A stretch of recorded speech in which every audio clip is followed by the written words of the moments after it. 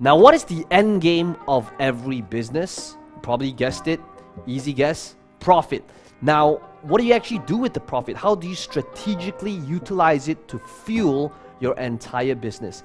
In this video, I'm going to be taking you again behind the scenes to this event that I did called My Content Machine to show you exactly how do you make it happen. And yes, this is a new entire playlist. So if somehow YouTube recommended this video and you didn't watch the first few videos, I want to put the videos up here. Be sure to watch it in this sequence before you watch this one. Let's begin.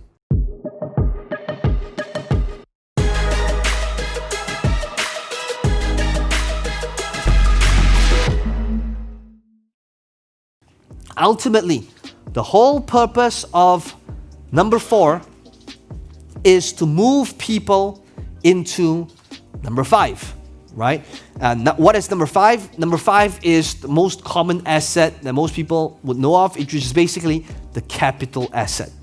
Asset that helps you generate positive cash flow, right? Now, obviously, this could be an entire 3-day event on its own, talking about positive cash flow assets.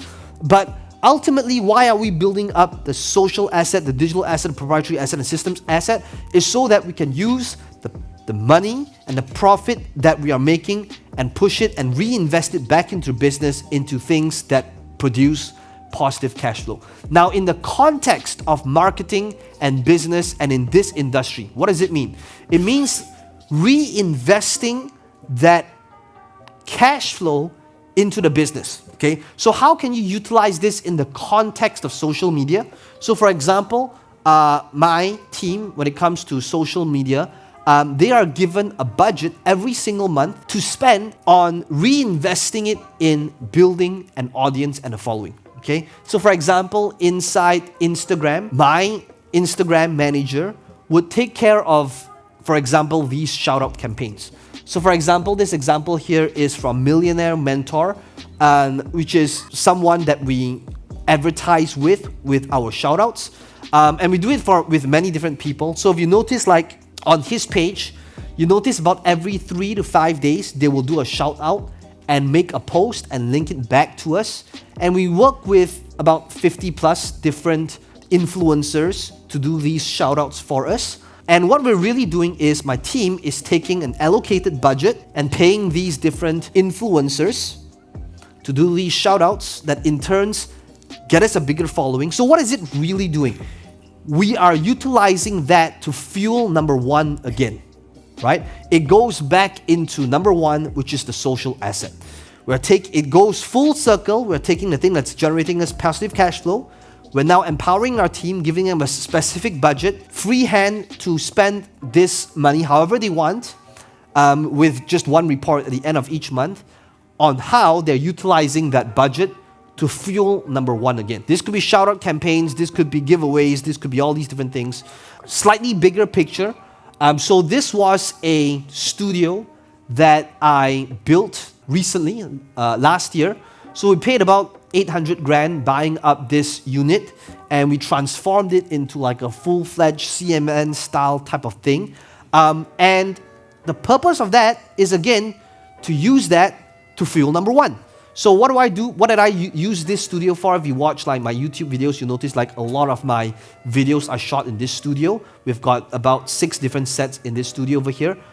Why do I do that? It is because I'm thinking about this framework. I'm thinking about how can I take number 5 and use it to fuel number 1 again, which in turn fuels number 2, number 3, number 4, number 5, right? Circle. So on top of that, to take it another step further, I built a funnel around it. I have a funnel that says, how would you like to join me in my private studio and work with my team to build up these assets for you, right? One-of-a-kind experience. And that's what I do. So I'm thinking about this big picture framework every single time I am doing everything that I do, okay? So what is the number 1 thing that is going to stop people from implementing? Because the thing that you can't outsource is step number 1, right? Step number 1 still requires you to do that initial work of shooting the videos, that's keyword rich and putting yourself out there, especially if you're starting out. And many times when people look at what I do, it is easy to assume that Peng Joon seems to be this guy that loves being in the limelight and is extroverted. But the truth is, if you know my story, so this was me. Somehow I was in the trunk of my dad's car. My dad, he was a farmer for about 17 years of his life. He was an extremely hardworking man. And the thing about my story is that my dad, this is how I was brought up. My dad would bring me and my brother and I to spend time on the farm. And we were pretty much on the weekends, I would be on this farm, hanging out here where it's hot and there's nothing to do for a really long time. So doing what I'm doing today is not something that I'm supposed to be doing, okay? And when I create, if you know my journey, I never wanted to be doing social media or to be in the limelight. If you know my story, I started off from this background, right? I was this gamer who played World of Warcraft for over 1,000 hours in my college days. And my first ever product was literally this ebook over here on World of Warcraft. And it was a product that I released in 2007. So this is like 13 years ago. And when I created this ugly looking sales page 13 years ago, I truly thought that nobody would buy from a person named Peng Joon, right? True story. I thought, you know what? If people have trouble pronouncing my name, chances are they're not going to buy it. So I created this pen name, some of you might have heard, called Tony Sanders. I took, Tony Robbins and Colonel Sanders, merged these two names together. That's how I came out with that name. So a lot of my products that I created back in the day was all marketed under Tony Sanders because I didn't want to be in the limelight. And the truth is, life was really good marketing in all these different markets, especially in gaming, until this one thing happened. Okay, so I went to many different weird markets in Farmville, absolutely crushing it. And then I built this list of over 500,000 people. My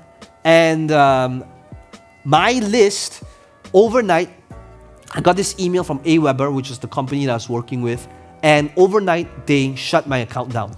And the reason for that was I realized, to my horror, I made a mistake sending out an email to my list of gamers, this dating offer, because they were both marketed under Tony Sanders. So the night before, when I was sending out this email for one of my niche products, which was a dating product, I accidentally sent it to my gaming list as well. So there's like 500,000 nerds receiving an offer on dating, which you would think it would convert well, right? But the spam complaints was really high. They shut my account down overnight. And just like that, I lost my entire list. And I was working with this company called Aweber. Anyone here using Aweber? Okay, you guys are screwed, okay?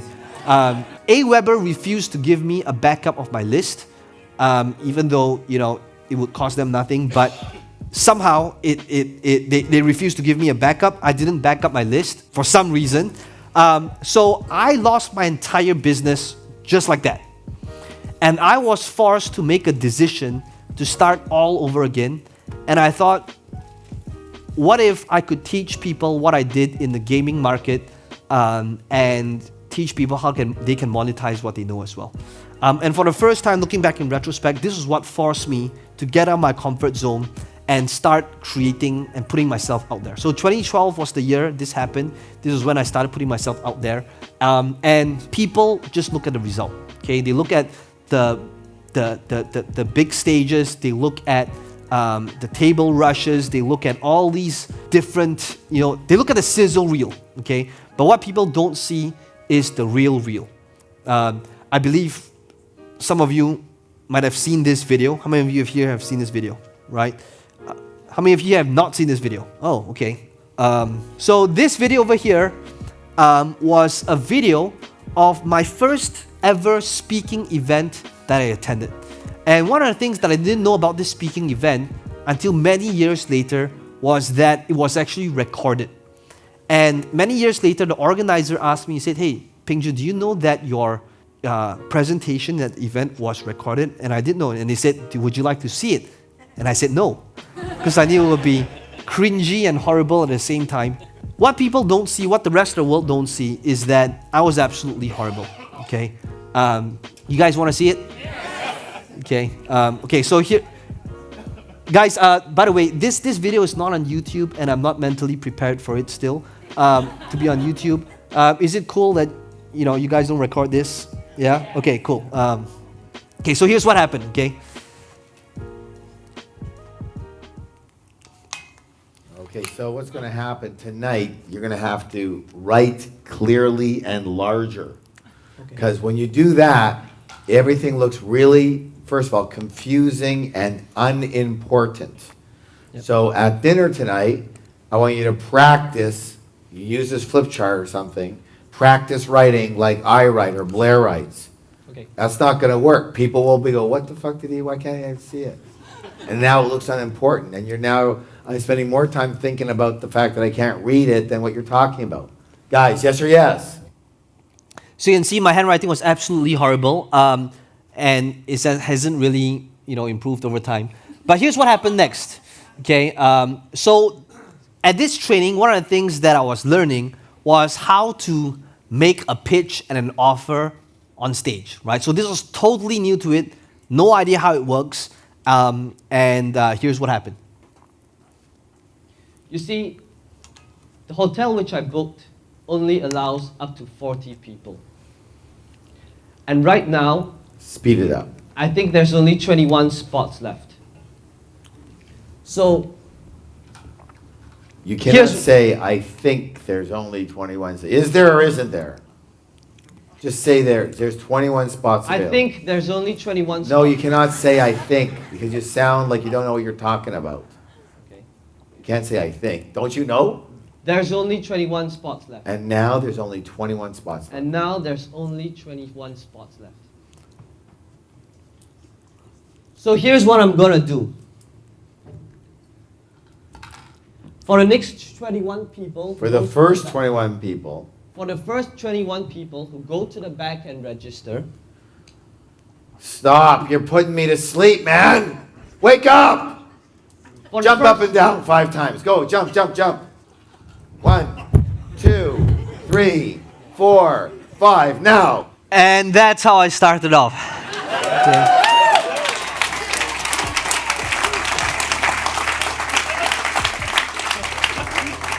So this thing right here is what the rest of the world does not see. I can tell you that many times when I go on stage,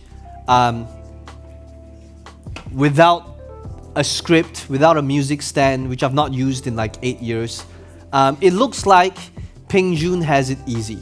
It looks like Peng Joon has this talent or this gift in speaking and teaching, and people will only see the end result. People will not see the challenges, the struggles, the journey. And I can tell you that at this event over here, very honestly, I was the bottom 5% of this room. I can tell you the other 95% of people in this room, there's 100 people there, they were more charming, more confident, they knew the words, they had more experience, and I was easily the bottom 5 in this room, okay? In fact, I don't think there was any other person that was yelled at and asked to do jumping jacks like that. I was probably the only person, okay? But fast forward today, I can tell you that at the same time, in terms of speaking, now that I've spoken more in 20 countries around the world, I don't think there's anyone else in that room that has done what I've done in the world of speaking. And I'm not saying that to compare, like really I'm not, but I'm saying that to show you that talent can only bring you that far in life. But the rest is all heart. And your heart and your burning desire and how hungry you are, that's on you. And I would choose good habits over talent any day, because good habits is in your control. The reason why most people never begin, whether it's content creation or shooting that YouTube video or speaking in front of stages, is because they're not willing to be bad at something in order to be good at it. Most of the time when people shoot that first video and they're horrible at it, they blame it on not having the talent, not having the gift. Same thing with this.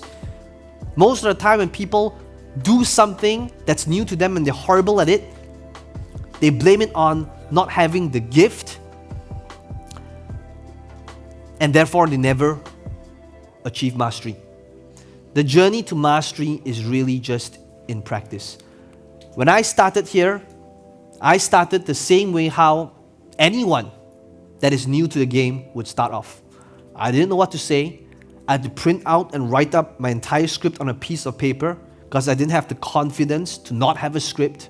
I started off the same way how most people would start off, trying to memorize each and every single word. I started off practicing in front of the mirror, doing it over and over again, which is basically what the rest of the world doesn't see. Okay, that's how I started off. So, if you are serious about this journey, the hardest thing, that the barrier that you would have to go through is really just that internal conversation here that you're dealing with every single day. Okay, so let's talk about the implementation. How would this work? Okay, so I want to share with you, like, now that you understand these are the 5-step process, how do you actually apply this in your business even after you leave this event? Hey, this is Peng Joon here, and I hope you're enjoying this My Content Machine series. And as always, let me know in the comments below what your biggest takeaway is, and be sure to smash the like button. It does help our channel out a little bit. And be sure to subscribe so that you'll be notified when we drop the next video.